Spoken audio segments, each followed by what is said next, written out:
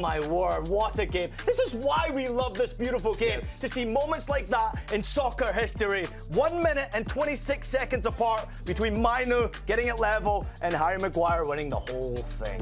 5-4 it finishes. Wow. We saw at one point at 4-2, there was a child in the crowd who they showed on the footage who was absolutely incandescent, was disconsolate, and then jumping into his father's arms later. Brilliant stuff. Man United get the victory. They're through to the semi-final. Let's hear from the winning goal scorer, Harry Maguire.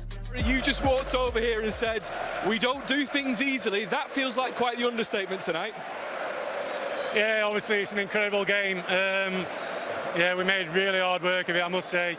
Half time, we obviously 2-0 up and we had full control. I think even in the second half, I felt like we had chances to score that third, and then they scored out of nowhere a bit of a pinball goal, and then it puts us on the back foot, and they managed to get that equalised, and then obviously to go 4-2 down in extra time against 10 men is nowhere near good enough. We opened ourselves up too much, and they're a good team. They have some good forwards. They play great football. But we dug in and we've shown great spirit, and that's what this stadium does. And to come back like that, yeah, it's incredible performance from everyone in the final minutes.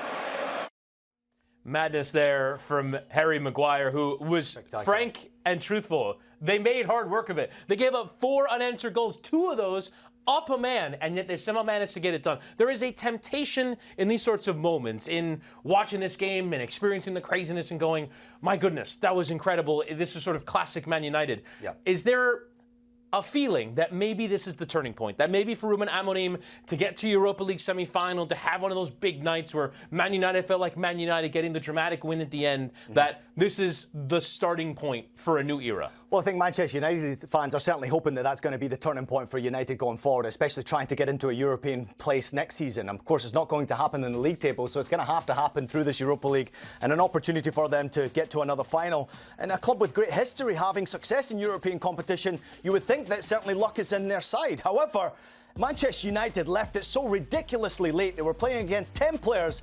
First time in European history you've seen 5 goals in extra time. 5 goals in extra time. It's insane to think. And of course, given Lyon a 2-goal start in extra time, when you're down a player, Manchester United, as Harry Maguire saying right there, not making it look easy. I feel very happy, obviously, for Amorim. Many people are talking about Fergie time, blah, blah, blah, right? Fergie time has been and gone. It was a wonderful moment while it was lasted for many fans out there who experienced it, me included. It was amazing to experience. But this is a new generation of Manchester United. It's a new generation of players, in my opinion, not necessarily good enough. They need to improve, clearly. Today's performance in extra time was evident of that. But the fact that they didn't give up, Witty, the fact that they kept going, the goal scores, Mainu scoring in the way that he did do, the pressure on his shoulder, Bruno for what he's done so far for Manchester United this season, and then Harry Maguire, who I was absolutely ripping into, to you personally, before he went on to score that goal and all of a sudden became my best friend once again. United not making it look easy for themselves. It was crazy. 2 goals after 120 minutes. I've never seen it before. Now, beyond just the dramatic nature of their victory and coming from behind and that element of enthusiasm and encouragement behind the team, they did start the game very well. They had a very good first half, and then at the end, were able to create the chances and the moments to go win the game. What were the positives, do you think, that Amorim can build on here? I mean, there's a lot of positives to take from the game, especially in the first 45 minutes. I still think that United let themselves down in the closing stages of the game. I don't like the celebration from Onana, first and foremost. When you get the opening goal and you're all trying to celebrate to prove a point, it really puts you in a difficult position because you then become vulnerable. Everyone's targeting you. Lyon are a very good side. We recognise that. United, not a good side defensively. They're conceding too many opportunities and therefore conceding too many goals. So defensively, Witty, there's no doubt in my mind. I mean, this game was ridiculous for goals in it. I think defensively, United need to be so much more solid. Again, I would say Onana could be at fault for the second goal. I think he could have done so much better there. It did cross the line, but I still think he could do better. I don't think the players in front of him are helping him. I mean, Shaw, so lackadaisical in his challenge to give away the penalty kick. Decision-making sometimes when you're down and out. When confidence is not at his highest level, Witty, it's so very difficult to be happy about even a performance like that. However, the result is where you take your confidence from. The result is something truly special. I mean, that is a game in history right there. A moment in history that those United fans, including that young lad who was crying on the screen, I thought it was amazing.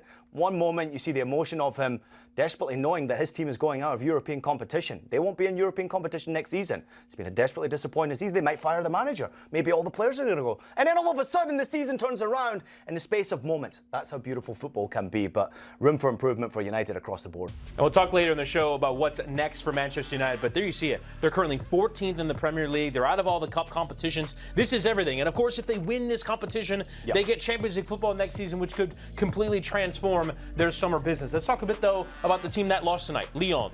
And it's not quite as desperate as being 14th in the Premier League, but they're still in the race to finish in the top 4 in France. But this also was very similarly their season. This was the big chance for them to salvage something from a season in which they were so far off the pace of Paris Saint-Germain and French football. Now, what went wrong for them? Because they have a 2-goal lead, even down to 10 men, and they let it all go in the final 10 minutes of extra time. Yeah, I think the way they started the game in the first 45 minutes was pretty poor. Lyon didn't switch on. Defensively, they were pretty poor, and the goals that they conceded, so vulnerable, especially when you say Diego Dalot just absolutely bullying his opponent inside and around that penalty area. I mean, that's Dalot who's up there as playing as an attacker. So I think defensively they let themselves vulnerably and exposed.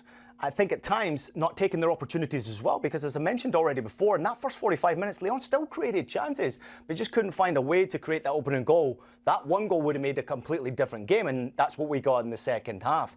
The lack of discipline, I wouldn't like to say it's direct at Tolisso for picking up the red card, but that doesn't help you when you're down a player going into extra time, so that doesn't help them. And then in extra time, when you have a 2-goal advantage, again I go back to it. You cannot make mistakes. It's really poor. You give away a penalty kick, not necessarily much I can really go about. A defender trying to clear the ball, makes contact on his opponent, and nowadays it's a penalty kick. And therefore Bruno steps up and makes this game interesting. But in the closing stages, we're talking 120 minutes of this game, Woody, where Lyon are going through. You have to use that experience. I know there's a lot of young players in this Lyon side, but you have to use that experience from players like Lacazette who have been there before in positions like this to see games out.